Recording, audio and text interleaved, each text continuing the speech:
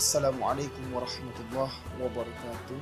Apa kabar anak-anakku kelas 7 MTSN 1 Bandar Lampung.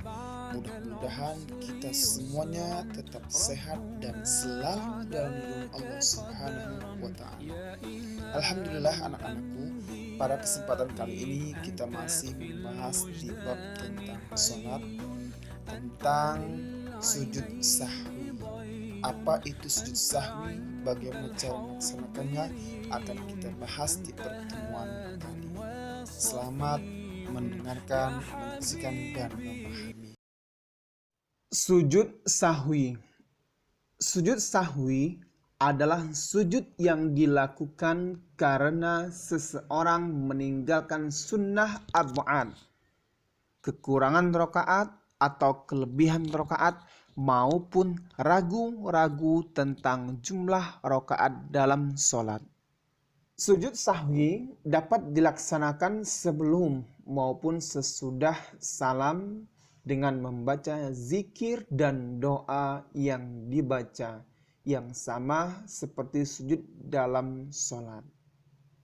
Adapun sebab-sebab sujud sahwi, yang pertama, apabila menambah perbuatan dari jenis sholat karena lupa, seperti berdiri atau ruku atau sujud.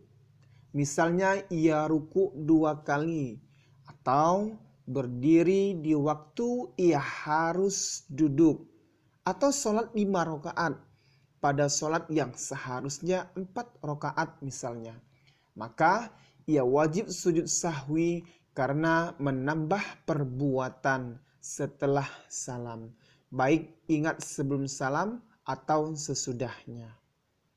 Yang kedua, apabila mengurangi salah satu rukun sholat, lalu ia ingat sebelum sampai pada rukun yang sama pada rakaat berikutnya, maka wajib kembali melakukannya. Apabila ingat setelah sampai pada rukun yang sama pada rakaat berikutnya, maka dianggap rakaatnya batal. Dan apabila ingat setelah salam, maka wajib melakukan rukun yang ditinggalkan dan menyelesaikannya, dan sujud sahwi setelah salam. Jika salam sebelum cukup rakaatnya, seperti orang yang sholat 3 rakaat pada sholat yang 4 rakaat, kemudian salam, lalu diingatkan, maka dia harus berdiri tanpa bertakbir dengan niat sholat, kemudian melakukan rakaat keempat, kemudian tasyahud dan salam, kemudian sujud sahwi. Yang ketiga, apabila meninggalkan salah satu sunnah arba'at, seperti lupa tidak tasyahud awal, maka gugur baginya tasyahud dan wajib sujud sahwi sebelum salam. Kemudian yang keempat, apabila ragu tentang jumlah rakaat, apakah baru 3 rakaat atau 4 rakaat, maka menganggap yang lebih sedikit, lalu menambah 1 rakaat lagi dan sujud sahwi sebelum salam. Dan apabila dugaannya lebih kuat pada salah satu kemungkinan, maka harus melakukan yang lebih yakin dan sujud setelah salam. Kemudian lafaz sujud sahwi. Sujud sahwi ialah sujud yang dilakukan karena kelupaan dalam sholat. Cara mengerjakannya sama dengan sujud biasa.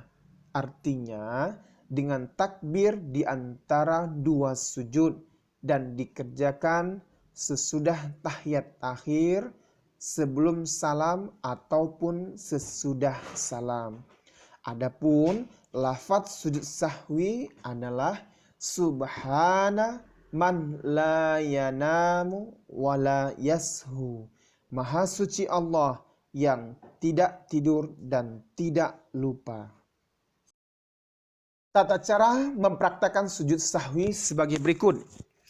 Sujud sahwi dapat dilaksanakan dengan dua macam cara, yaitu sebelum salam dan sesudah salam.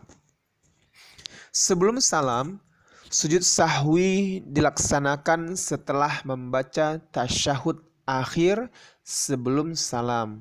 Apabila kesalahan atau kelupaan dalam sholat diketahui sebelum salam. Sujud sahwi ini dilaksanakan dengan membaca takbir terlebih dahulu, dilanjutkan dengan sujud dan membaca bacaan sujud sahwi sebanyak 3 kali. Kemudian dilanjutkan dengan duduk iftirash, dilanjutkan dengan sujud sahwi lagi dengan bacaan yang sama.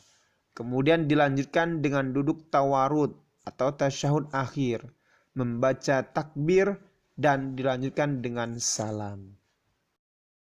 Kemudian setelah salam yaitu sujud sahwi dilaksanakan setelah salam apabila kesalahan atau kelupaan dalam sholat diketahui setelah salam. Tata caranya sama dengan sujud sahwi sebelum salam. Kemudian tata cara sujud sahwi yang pertama, setelah membaca tasyahud akhir, kemudian niat sujud sahwi dalam hati, terus sujud sahwi pertama dengan membaca tasbih, bacaan tasbih sujud sahwi, subhana man la yanamu wa la yashu. Kemudian bangkit dari sujud, Allahu Akbar, duduk iftirash.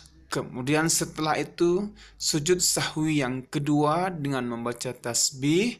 Kemudian duduk tawarru setelah sujud sahwi yang kedua. Kemudian salam. Ini adalah tata cara pelaksanaan sujud sahwi sebelum salam. Baiklah anak-anakku, kita cukupkan pertemuan kita pada hari ini. Mudah-mudahan anak-anakku semuanya bisa memahami materi kita pada hari ini. Saya akhiri. Wassalamualaikum warahmatullahi wabarakatuh.